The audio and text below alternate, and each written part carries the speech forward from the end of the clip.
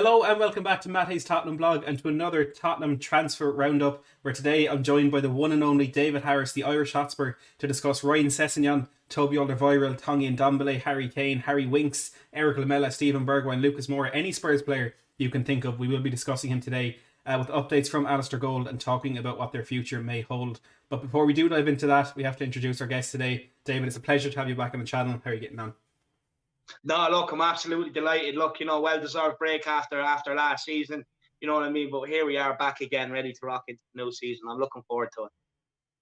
As am I. We're finally have that manager hunt over. Now we're back in the transfer window, shaping up for that game against Manchester City on the 15th of August to get our season started. And the question is, who is going to be playing for Spurs when that comes around? Well, we start with the news on Ryan Sessegnon. But before we do get into that, if you are new to Matty's Tottenham Blog, do make sure to hit that subscribe button down below, because we are on the road to 10k before the season starts. So please help us get to that mark. We're about 650 off at the moment. So for more videos like this and other incredible content throughout the summer, including another exclusive interview with Fabrizio Romano, make sure to hit that subscribe button down below and you'll get the best content, the best Irish Spurs content on YouTube. Isn't that right, David? Yeah, look, I agree with that. Best Irish Spurs content on YouTube, but not Ireland's number one. So there's a big difference there, man. Okay, fine, if you insist. Anyway, look, let's dive into it. The update from Alistair Gold, I think these were either yesterday or the day before.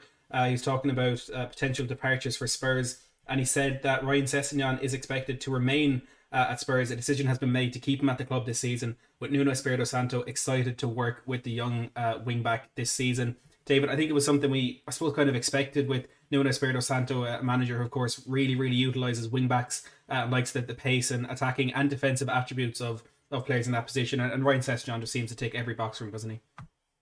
No, look, I'm happy to give this guy a chance, especially what went on last season. Look, there wasn't enough, what I would say, competition for places last season because there was too many players throwing the plays out the pram. But with the likes of Sessegnon, even Skipp coming back in, Matt, it's going to add competition for places, which is what's needed. When it comes to Reguilón, look, I do think we'll probably end up playing wing back. So I think it'll be Doherty over the right and Reguilón on the left. Now, Sessegnon can play anywhere down that left side, whether it's left back, left wing back, or left winger. He can play anywhere along that left side. So he's a player that we can utilise. And another thing is, when you looked at the bench last season, Matt, right? There wasn't enough players to come off the bench that could make an impact. I don't know how many times I've said it to you guys. I was never inspired by the bench. I don't know what the point of going to the bench to try and change the game is, because we don't have the players. And with Sessegnon, because he's young and hungry and wants to prove a point that he is good enough to be at Tottenham and to play at Tottenham, you could also utilise him off the bench, whether it be for Sonny or Reguilón down that left-hand side. And hopefully that his hunger will come on and have a desired impact in the game. But you know what? I don't think that necessarily means Ben Davies be sold. I think that would mean Ben Davies be put in the left side of the three centre-backs on the left side. That's just my opinion. But no, provide great competition down the left. And look, it's what we're asking for, competition for places. Exactly. I think in a number of positions last season, perhaps the competition was what we were lacking. Because you look at the likes of Eric Dyer especially, he knew no matter how bad his performance was, 9 times out of 10 he'd be starting on Saturday. And he'd probably be starting on the Thursday as well, because we didn't exactly have the options back there. But the competition on that left-hand side is fantastic. And I completely agree with you on the point of Ben Davies there. I know part of the reason we're apparently pursuing Takehiro Tomiyasu is to play him in that left centre-back role. But, like I say, competition is good. We need more than one option out there. And yeah.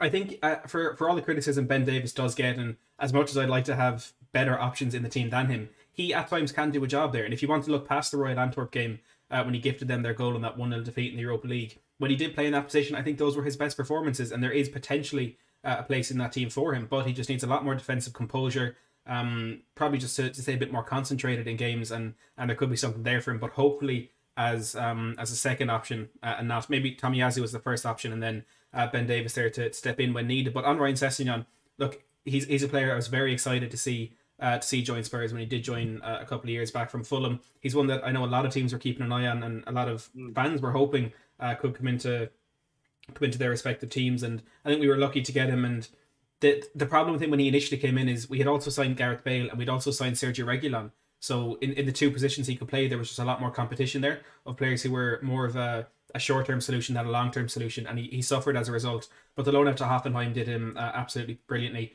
and he's coming back now a much better player, much more experienced player, and one that I really do think can be thrown into that first team and probably be enough competition for Sergio Reguilon, maybe challenge for that first team spot. But of course, time will tell on that one. Are you in the mindset that it should be Reguilon the starting left wing back and then Sessegnon kind of needing to prove himself? Look, I think it would be Reguilon starting with Sessegnon with a need to kind of prove himself. But at the same time, at Tottenham right now, I don't want anyone's place is guaranteed unless it is the likes of Son or Kane. I think everyone should be fighting for their position. But if you're looking at a realistic look, Reguilon's going to be your main guy.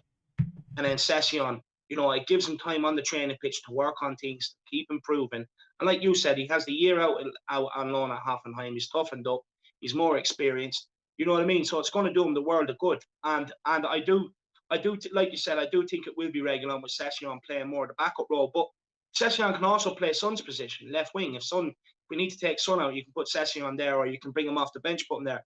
But on Ben Davies, I actually think maybe the left-sided centre-back might suit him. And I know people are sitting there saying, I can't believe David is saying this, after everything he said about Ben Davies. But everything I said about Ben Davies has been warranted.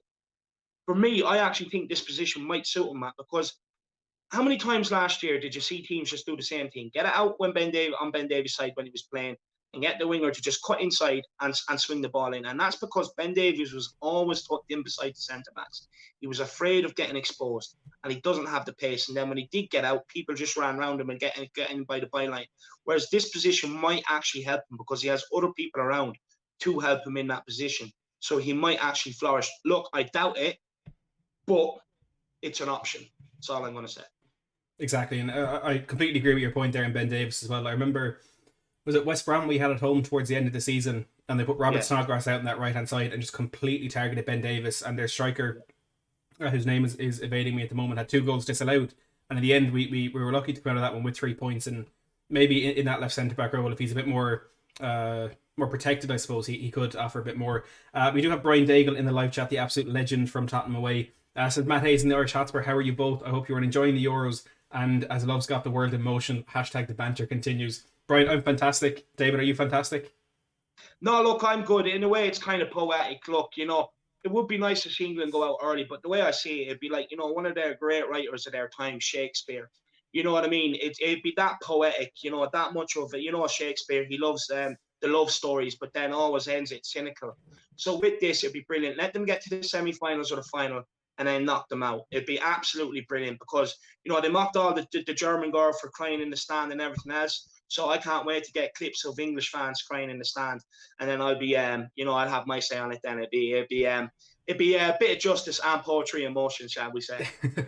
I should say, if there's English fans crying in the stands, I don't think David would be raising 25 grand, and I certainly won't be either. I think we'll be enjoying the scenes. But Brian, is always good to see you in the live chat. Martin here with a good question. Martin as well. Good to see you in here. Says, has Reguilon actually done enough to cement the left wing back role over Sessegnon?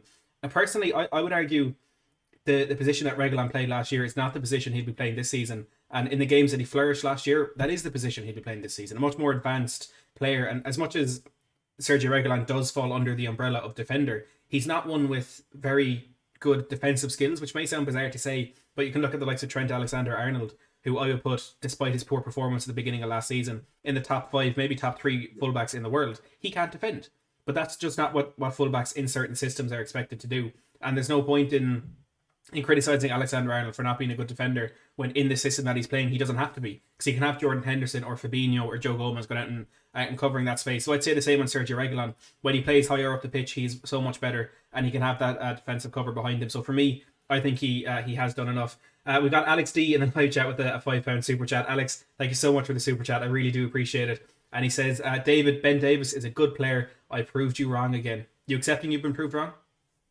No, look, Alex, do you know what? It's a great day when you manage to get Alex to open up the wallet and put in a super chat. You know what I mean? But big up, Alex. I hope you're keeping well. But no, look, he hasn't proven me wrong. I just don't see us selling Ben Davies this summer. Still doesn't mean I think he's a good player. I just think playing the left-sided of a three at the back might help him a little bit more because he's not being asked to go forward. He's not being asked to expose himself. And plus, he has more cover there for him.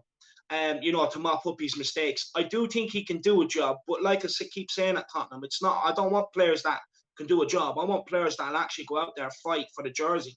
And that's first and foremost what we should be looking at right now, is because of the dire stuff we've seen on the pitch last season. So look, I do see Ben Davies sticking around for another year. That's just me. But is he good enough? No, because I don't think he is going to be a starter. If we get Tomiyasu, I do think you'll see him in there with Ben Davies dropping in and out when needed. Yeah, again, I couldn't agree more with you on that one, David. Killian Kenny, good to see you in the live chat. As always, you got Lappers in there, and Sean Blaney saying England winning the Euros and you guys will be crying. I won't be crying. I won't be crying. If England win the Euros, I'll just wake up and watch the actual final between Spain and Denmark. That's all that's going to happen there. Sean, good to see you in the live chat. Let's move on to another player that we have discussed a bit on this channel, but David, I just want to get your opinion on it. Of course, many reports saying that Toby Alderweireld has told Tottenham that he wants to leave the club, with Spurs set to allow the move. However, they do feel it could be quite difficult to get a deal done due to the fee that they may demand for the player. Do you think it's the right time for Alderweireld to move on? Me personally, I'd actually like to keep him around for one more season. Look, for me, he's a complete different option out from the back, which we don't have at the club presently. Now, if they're going to sign someone like him, okay, fair enough. Maybe you could think about letting him go. But what Toby offers, which no other centre-back offers us now, I've said this time and time again, is his passing range. If you press Tottenham, Toby can ping a ball 40 yards over the top of a player, onto Son's foot, onto Kane's foot. You know, and that's what he offers. In a way, he's kind of like press resistant. You know what I mean? Because you can put the pressure on him, but he has an eye for a pass. Now, if we do sell him, we most definitely need to get someone in that can do that, in my opinion. I'd be Toby, he's been a great servant, and I'd be very sad to see him go. You know, growing up, you know, I've seen some good defenders at Tottenham, but the likes of the Toby Alderweireld and the Vertonghen partnership, I've never seen the likes of it. You know, it really did show me that Spurs can actually pick good defenders. We can actually buy good defenders who are reliable week in, week out. And look, for me, although, look, you know, you could pinpoint some mistakes Toby made, but I do believe that's more to do with the people that he had around him. He was nervous, you know, because he knew what if he made the mistake, it was going to cost him, you know, because Toby ended up playing more of the sweeper role last season, cleaning up the mistakes. So I'd be very sad to see him go, and it's another leader gone out of the dressing room. So, look, for me, I'd rather keep him around for another year and then say, look, Toby, wherever you want to go after that, we'll let you go, no problem. Yeah, I think it'll be heartbreaking to see him go, because I feel like it'll mark the end of that era, which you know almost came to an end last year when we did expect Vertonghen and Alderweireld to move on. But with him signing that new contract, we thought there's going to be a bit more to it. We did get an extra year. It certainly wasn't the best year we've seen from Alderweireld, and I don't think next year will be either. But he just offers so much, even on the pitch. You know, as you said, his passing range. As Henry Wright dubbed him on the channel last week, Lord of the Pings. He has an exceptional vision and passing range. That does offer something very different to us. We could end up signing someone who could be the same. You know, that's not completely out of the window. But realistically, if you're Tottenham, we're not going to get a player of that quality. And to have him for that extra year, for sentimental reasons and also for the value that he offers outside of his own defensive capabilities, I think would be great to see. But if he did leave, I'd love to see him go to Benfica and get him, you know, maybe another season or two playing beside Jan Vertonghen. And I can guarantee you, if Alderweireld goes to Benfica, I will go to a Benfica game just to see him and Vertonghen live one more time, because they are iconic Spurs centre-back duo. Brad Matthews says, speaking of another duo, the £5 says, the dynamic duo are back in a transitional season. I hope young players like Sessegnon and Skipp get a chance, as it can only be good for the future. And that's a very good point from Brad. You know, this is the chance for players who aren't really in the mix or aren't really in the question of being first team players to actually go out and prove themselves, because the expectations aren't too high this season. So maybe move things around and get a movement in there. But Brad, as always, thank you very much for the super chat. I do agree.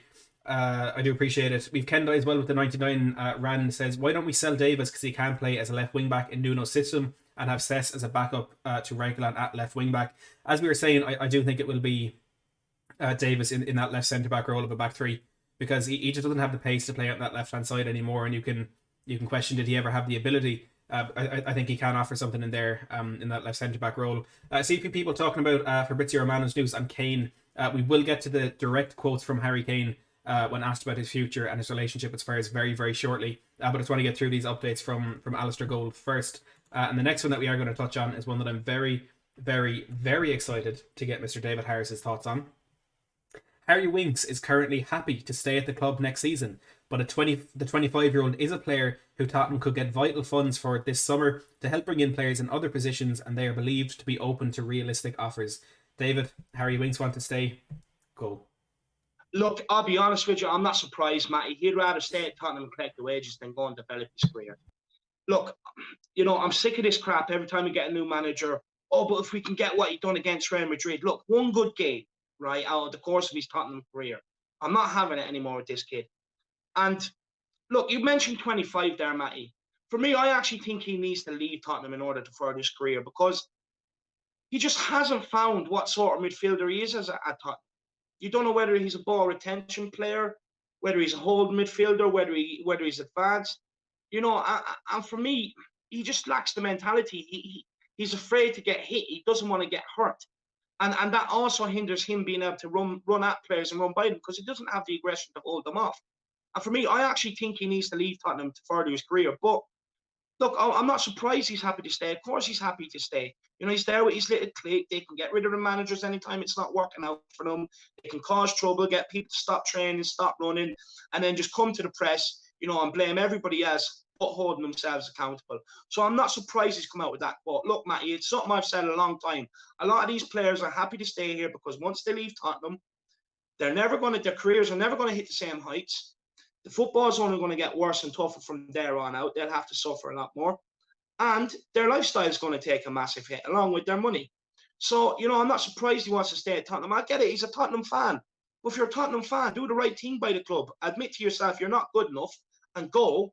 Or buck up your ideas, hit the gym, change your mindset and get out there and play football and show us that you love this. You love this club. When I see someone that's a fan of the club and has come through the ranks, I want to see someone that's willing to die for the badge. And Harry Winks doesn't do that. Look, he looks pretty. His hair's always neat. And what summed it up for me, Matty, the defining, look, I've always said this about Winks since the start of YouTube. Everybody knows this. But what really summed it up for me, this guy's mentality, right, was against Liverpool. We were 2-0 down, and Højbjerg scored that thunderbolt, right? And we were back in the game, Now, Højbjerg's there pointing at people and shouting at people, go and get the ball, bring it back to halfway, let's go at these. Harry Winks wants to come over and give him a high five and get, so he can get his moment on the Sky Sports camera. And Højbjerg's looking at him and he's like, go and get the ball, Winks. Go and get the ball boy. That's what you're at, ball boy. Go and get the ball. You know what I mean? It's ridiculous. And that really irked me that day. It just shows the difference in mentality between Højbjerg and Harry Winks. Now, Højbjerg's only a year or two older than Harry Winks, but it really does show how much of a man Højbjerg is compared to how much of a boy Winks is, because Højbjerg has that mentality, right? We're after scoring, we have them on the ropes, go and get the ball, let's go and get the second and get at these fuckers. Harry Winks is there, not, look, let's celebrate, high five, give a fist pump to the crowd, show them I'm passionate, give Gareth Southgate a wave in the Sky Sports cameras. It's absolutely ridiculous, you know what I mean? And then the other thing is when he goes to Jose Mourinho and knocks on the door, and it's like, yeah, do you mind giving me a few games? I actually wouldn't mind playing for England in Euros. I'm sitting there like, it's Tottenham first, Harry. Tottenham, say the right, look, the thing is with Mourinho, all you have, just say the right things and he'll give you a chance. Just say the right things. Tell him what he wants to hear. Look, I want to play for Tottenham. I think I can make improvements on the pitch. You know what I mean? I can help this team. No. And that just showed me how deluded he was when he's there knocking on the door. Well, I want to play because I want to play in the Euros. I'm going to sit there thinking, you haven't a hope in hell in getting to this Euros. Foden, Grealish, and you think you're going to this Euros. Calvin Phillips has arrived, even though I don't think he's great. He's better than Winks. You know what I mean? And you think you're going to the Euros. And this is the problem, Matt. This is a part of the problem with the culture at Tottenham. It's all these inflated egos for no reason. And for me, look, I'm delighted that Tottenham have come out and said they want to listen to offers, because it means we're starting to steer the ship in the right direction. And look, we also have to remember, I'm pretty sure, Nuno's rang Jose. Pretty sure he knows all the problems in that Tottenham dressing room. Pretty sure he knows they're friends. They're very good friends. He's very good friends with Pochettino as well. Pretty sure he's rang the two of them. He's got to the core of the problems. He's not gonna sacrifice himself for them, is he? He's just gonna come in and get rid of them. That's what he should do. I think that's what Paratici will do as well, because these guys also have a reputation at stake.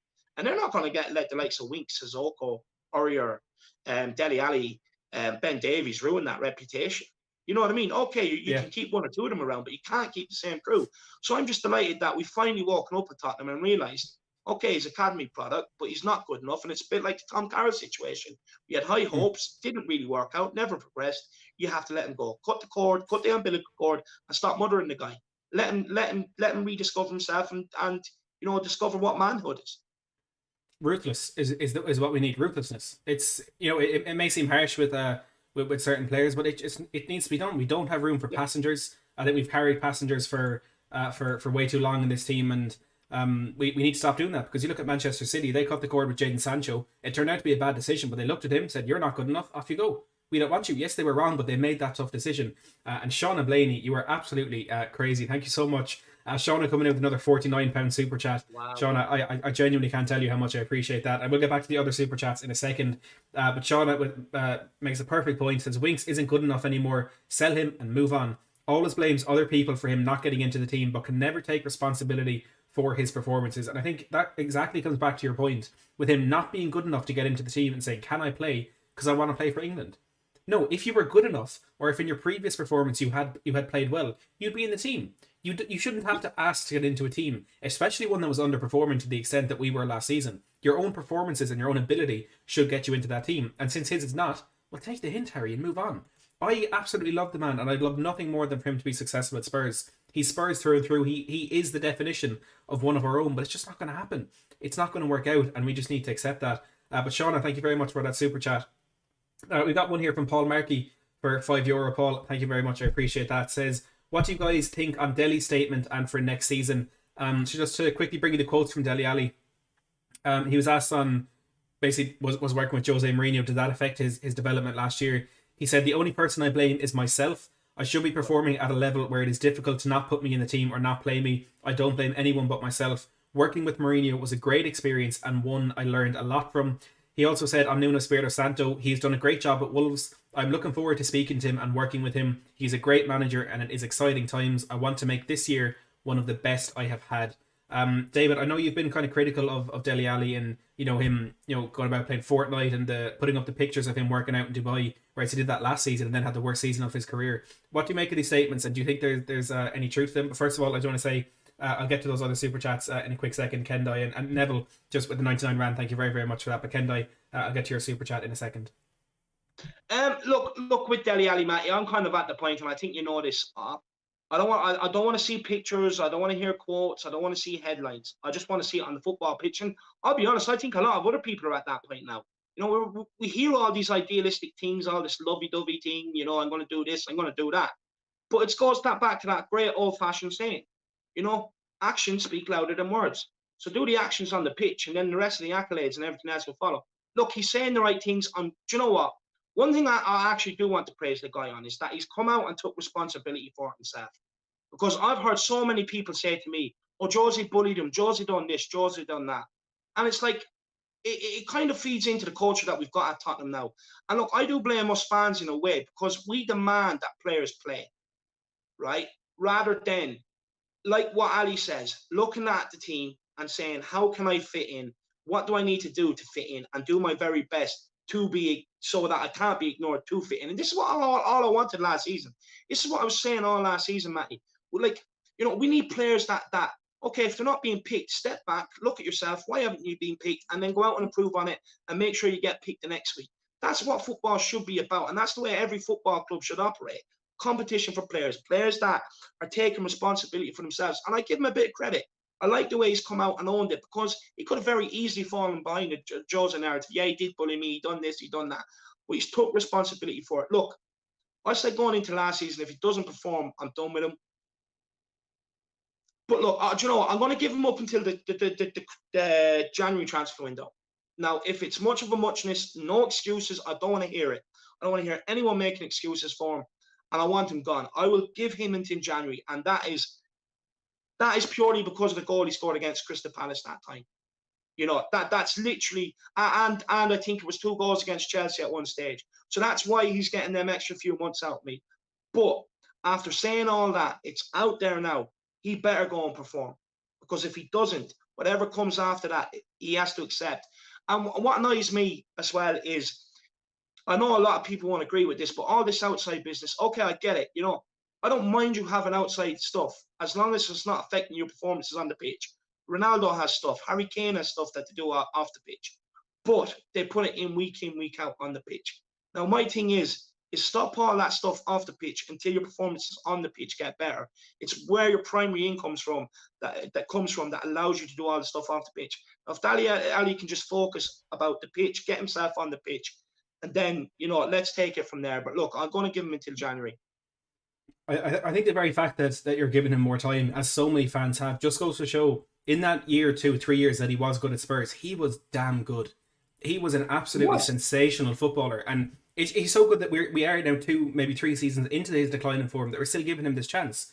We know the ability is in there. I don't think anybody is going to question that. You can't have the few seasons that he had. He scored 18 league goals in the League One season. He matched Zlatan Ibrahimovic for goals in one season he spent in the Premier League. That is insane. He, I think, surpassed records of Gerrard, Lampard, Scholes, Giggs, all these amazing players for the highest goal scoring season at a young age or their first season in the Premier League. He could have been world class. I think Dele Alli, the excitement around Dele Alli then is very similar to the excitement around Phil Foden right now, and I think they could have reached similar levels. It just so happens that Foden is keeping his head down, he's working. Look, he may still fall off a cliff, but Dele Alli unfortunately has already fallen off that cliff. And as you know, David, as the viewers of this, go ahead. Yeah, no, sorry. Just when you're finished, just before you go on to the next super chat, I want to add one more thing that I forgot to say, and it's very quick. So just finish what you're saying then. Yeah, I was going to say, as you know, as everybody who watches the channel know, I absolutely love Dele Alli. He is one of my favourite football players of all time because he, like Christian Eriksen, like Harry Kane, like Heung-min Son, like Alderweireld Vertonghen, they were the core of that team that made me fall in love with football. Like every young lad, I had an interest in football. I enjoyed watching it. I supported Tottenham, but I absolutely fell in love with football, and that's where I gained my passion from watching that team, and not just watching them and enjoying the quality of it, but I wanted to know how they were so good, and I wanted to understand why Dele Alli was running there, and why Toby Alderweireld is pinging that ball to him, or why Eriksen is making these moves, and that is where I got the passion for football. It's essentially the reason why I'm sitting here today talking to all of you about Dele Alli. It's because of that team and the love it made me feel for football. And I just want Dele Alli to succeed. I want him to succeed at Spurs. I'm losing faith in it every single day, but I still have that hope that it might happen. What do you want to add there?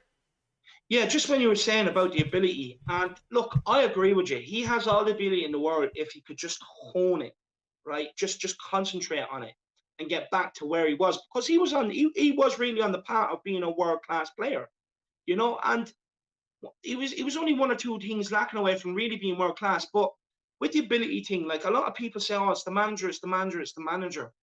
But when you look at it really, right, he just dipped suddenly under Pochettino, couldn't get it going again under Mourinho, because Mourinho did give him chances when he came in. But sometimes the player has to be wanting.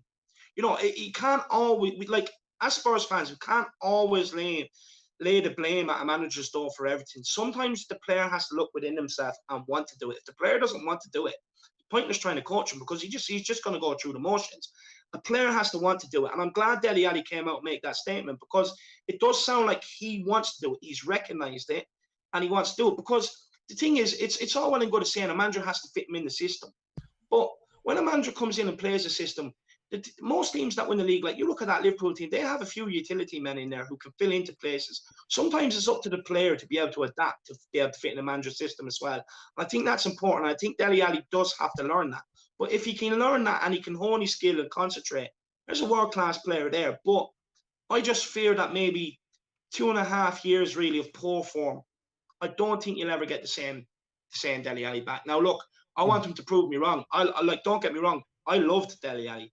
I've fallen out of love with him because of what he's done to me, what he's produced on the pitch and stuff like that. But I hope it works out. I just hold my reservations. I'm not sure. Yeah, I completely echo those sentiments. I really do agree. Ginty, good to see you in the live chat, saying to Shane. We have Brian Daigle saying, I won't be giving Dele any credit. In fact, if he starts to perform, I'll be furious that he hasn't for 3 years. The damage is done. And Bob's for TV says, the reason why Ali is so hard to let go is because we all know there's a player in there, get his head right, and he can be one of the best ever, but it's mostly, if not all, up to him. And I fully agree on that, Bobby. We go back to our other super chat there. Ken, I apologise for taking so long to getting back to it, but once me and David start talking about Dele Alli, we don't stop. And Kendai says, lads, I think Oliver Skipp should be a direct replacement for Winks or Sissoko if they hopefully leave. What are your thoughts on that one? First of all, Kendai, thank you for the super chat. Secondly, the update on Oliver Skipp from Alistair Gold is that Oliver Skipp is not expected to head out on loan again. The 20-year-old who was recovering from a metatarsal fracture is expected to remain at Spurs this coming season. Espirito Santo is looking to help the young midfielder continue his rapid development. And I know there's a lot of concern earlier in the window when people saw Oliver Skipp house hunting in Norwich, but he's back at Spurs. It looks like he's staying. Norwich have already brought in Billy Gilmore, I think, who is a direct replacement for Oliver Skipp to try and shore up the problems there for the season ahead. David, before we do come to you and Oliver Skipp, I just want to say there's over 400 people watching live right now, so please absolutely smash that like button if you are enjoying the stream. It really helps us push this the stream out to more and more people, so it's a good way to support the channel. Subscribe as well if you are new, on the road to 10k before the season starts. But David, Oliver Skipp, a direct replacement for Winksor Sissoko, what do you think? Look, I was calling for it last season, Matt. I can't wait for Oliver Skipp to come back in and provide competition for places. Look, with Ollie, you're 100% right in what you said. As soon as I seen Billy Gilmore went to loan on Norwich, I knew that there was no chance of Skipp going back, and I'm delighted because look what we've seen at Skipp, and look even what we've seen of him at Tottenham. Look, Mauricio Pochettino was bringing him on for games. It showed he had huge faith in him. And what I'm really happy about. And like as well, Jose gave him a couple of opportunities, if I'm not mistaken. Jose gave him a few opportunities as well. But like what I'm delighted with Skipp is, look, he's gone down to the Championship. Some say the Championship is harder than the Premier League because it's a lot more physical. You get away with a lot more. And he's really found himself. Look, for me, he was always a player that was willing to get stuck in. He's not afraid to get hurt. You know what I mean? But what he's really developed at Norwich is being a lot better on the ball. He's confident on the ball now. He's not afraid to run forward the ball, pick forward passes. And for me, I think he's going to fit into this Tottenham team brilliantly because it's everything what Harry Winks should have been, really. Let's be honest. A homegrown player that, okay, there's big names around him, but he's going to come in unfazed. And we know this because even when Pochettino was giving him his chances, he wasn't phased. He went out there, he got stuck in, couple of tackles and passed the ball around for his few minutes cameo. And for me, I think it bodes well because, again, he'll have the hunger, the desire. He looks at the badge. He wants to be playing. He wants the adulation from the fans. He wants to be playing in front of them. So, he'll put it all in training, which means either other players put it in or they lose the place to him. And then he comes in fit, firing and hungry. And it's what we need at Tottenham. Players that actually want to run about, that want the responsibility, not only off the ball, but on the ball, because that was a massive problem last season. On the ball. We were just giving away such sloppy passes. And, look, there was an element of sitting back in the tactics, but the reason why we were finding ourselves sitting back so much more is because we couldn't retain the ball. Now, I still believe in midfield, we need a player like a Carrick, like a Modric, a tempo setter. Now, look, maybe we can mold Højbjerg into that role because Højbjerg's a lot better on the ball than what people give credit for. If we could do that, that'd be brilliant. But Skipp, I think he'd be awesome to come in. And like I said, it might give, Ronald McDombele a kick up the ass. And Lo Celso, as much ability as Lo Celso has, we haven't really seen it. So it might give him a kick up the ass and again provides competition for places. But I would like to see another addition in there. Yeah, I agree with that one. Got a good question here from Ryan, little big man. Good to see you in the live chat. Just a name, David. No explanation, no reason why. Just a name. Who is your ideal transfer target for the summer? And keep it realistic. Kessie. Oh, I like it. I'd say Jules Koundé. I'd love to see him coming in. A cut price if it is true. If we are targeting him, I don't think it'll happen. But look, I wouldn't put as much as I wouldn't put anything embarrassing past Spurs. I wouldn't put anything out of this world past Spurs as well. Because they have the potential to do that every now and then. It just rarely happens. Quickly before we get on to the future of Erik Lamela, I just want to bring the quotes from Harry Kane. He was talking to Talksport earlier today. He said, "Whenever a new manager comes in, I guess there's a level of excitement around the club. Nuno was a great manager and did a great job at Wolves, got them playing a really good way. I'm sure we'll be in contact after the tournament." He also said on Fabio Paratici, he said, "I heard Paratici wants me to stay at Tottenham, and of course, as a player, you want to be wanted, you want to feel like you're loved, which I do. It's nice to hear and gives motivation. I'm sure we'll get to know each other after the Euros." So I think Harry Kane there showing the best training he got, wasn't only on the pitch, but also in his media training classes, given the most neutral answers you could possibly expect out of him there. But I think he's just confirming that there will be some discussions between himself, Nuno Espirito Santo, and Fabio Paratici when he returns from the European Championships, which hopefully is on Wednesday. Sean Blaney with the £20 super chat. Sean, honestly, I can't thank you enough. You're an absolute hero. Thank you so much. Says, do you guys think that Dane Scarlett will be part of the first team next season? I personally don't. I think it's a bit too soon. I'd like to see him go out on loan and maybe get a bit more experience if it's League One or League Two. But I think it's just a season too early for him to be in the first team. What do you think, David? Look, I agree to a certain aspect, but the difference between, say, someone like Kim and Trey Parrott is because Parrott doesn't really make them great runs off the ball. He's getting the ball and he's having to rely physically, and he's just not up to it physically. Whereas Dane Scarlett, from what I've seen with him, his runs are very clever, and the way he makes them runs makes them very hard to mark, which means he's not relying on his physicality, he's relying on his pace, which is completely different. But in terms of making a real impact, look, I agree with you. I think it's a year too early. But I would put him on the bench. Again, another young, hungry player who would have a desire to make an impact. Obviously, you pick and choose the games you give him, but I would put him on the bench if he's showing it in training. Yeah, I suppose that's it. You know, there could be many more things going on behind the scenes that we don't know about. You know, he could be 10 times the player Troy Parrott ever was in training. Like, we don't know. We can only really see what we see on the pitch, and look, he did a damn good job for the youth teams. Yeah. Lappers says, send Scarlett to Argyle for a season, Matt. Lappers, I'll happily send Dane Scarlett to Plymouth if we can get Conor Grant to George Cooper. That is my final offer. Last week I would have asked for Ryan Lowe as well, but we're sorted there now. Cody Mack just a little nod towards my Danish name, which I will be using on Twitter on Wednesday. David, one player that may leave is Erik Lamela. Alistair Gold said that Lamela is expected to leave Tottenham this summer if the right offer comes in for the winger. The club there will therefore be space in the squad. Once the defence is sorted, then Spurs will look at bringing in further reinforcements in the attacking midfield positions. Again, Lamela, I think I just have too much sentimental value for players because I love Lamela. I absolutely love him, and I don't want to see him go, but I think it's time. I think he has to go. Yeah, look, for me, it's about 5 years too late, I'll be honest with you. But one thing I will say is he was one of the players that actually season. And, you know, it's a sad note that we're praising players on work, really. You know what I mean? Because we didn't see too much of it last season. But no, I agree. Look, I think it's 5 years too late. I think he should be gone out the door a lot longer, a long time ago. Yeah, I think that is a general feeling among the fan base. You're muted, man. Am I?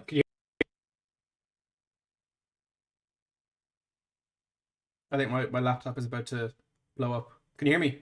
Yeah, you're just freezing there, Matty. I apologize. I don't know what's going on. Can hear you. Yeah, you're perfect now. No more freezing. Love it. I almost forget what we were talking about there. A super chat here from Ginty with the £2 says, Matt, are you joining the Flat Cap Army? I suppose I'll have to. I'll have to join the Flat Cap Army. I think it's only a matter of time. Ginty, thank you for the super chat, David. I think for next time I'm on your channel, I'll have to see if I can get a Flat Cap here in time. Look, I think I'll have to. But sorry, we were talking about Erik Lamela. I think he's only ever been in the first team. Matty, look.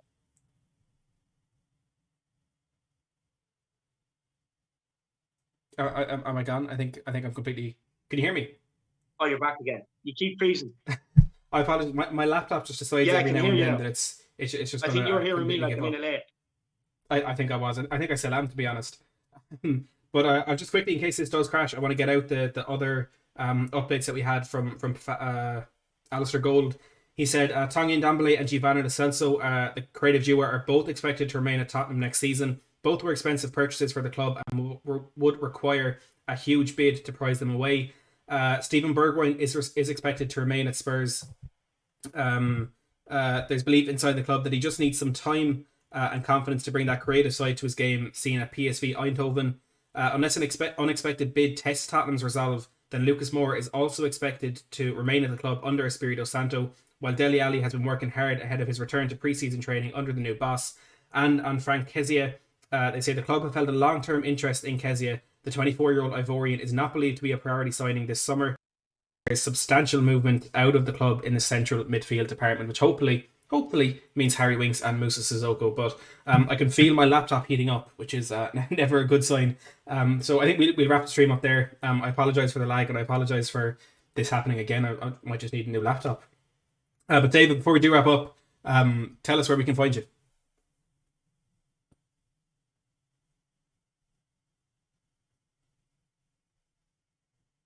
Yeah, look, you can find me over the Irish Hotspur. Look, I have loads of different variety of shows. I have Ask Me with Jack and Nicky every Wednesday. Frenemies with Marcelo. The season rolls back around. We'll be doing post-match shows, pre-match shows. And I also have a show coming out called The Spurs Breakfast, which I'm putting together. It'll be out every Saturday for an hour and a half. You know, I'm thinking maybe from 11 till half 12 or something like that. So that would be an absolute corker. And yeah, look, plenty of debates, plenty of discussions. And look, you even see, your guy, Matt Hayes, pop over every once in a while. But I do want to say, everybody, make sure you do smash the subscribe button here on Matt Hayes. I've been his biggest backer, his biggest believer. I've told him 10K is definitely achievable before the end of the season, or before the start of next season. He didn't believe me. He's only 600 off. Please, I beg you, smash that subscribe button and show Matt that he should be more confident in himself and believe in himself 10 times more, because we all know he's 10 times better than what he believes he is himself.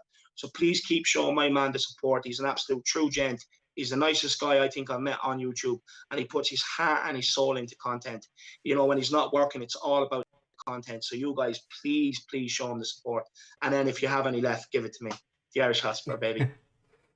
Thank you very much for that, David. I really do appreciate it. But look, like you said, hit that subscribe button. Let's see if we can get to 10K before the season starts. Hopefully we'll have streams that from the first minute to the last minute will actually work properly. But I'll make sure that's sorted out as quickly as we possibly can. Cody Mack says, Joel Hughes starting a GoFundMe for Matt's new laptop currently. I wouldn't mind that. Ryan is what says, thanks for the good stream, Matt. Sorry I was late jumping in. Ryan, no worries at all. The fact that a Newcastle fan can tolerate any chat on Spurs, I do really appreciate it. So thank you for hopping in. Thank you to Ginty, to Bob's for Brian Ireland popping in the chat there as well, saying Matty is the man. Thanks to all of you. I do really appreciate it. Most of all, thank you very much to David Harris, the Irish Hotspur. Make sure to go over and check him out. I'm sure all the regular viewers on here are already subscribed to David Harris. But if you're not, well, then I have a problem with that. But make sure to go over and support him now. Help him on the road to... What I want is for David to pass me out in subscribers. That is when I feel as though we have succeeded in helping David grow on YouTube, when he passes me out, and I've no doubt it will eventually happen. So everyone head over there, subscribe, make sure to drop a like. Oh, it's only a matter of time, trust me.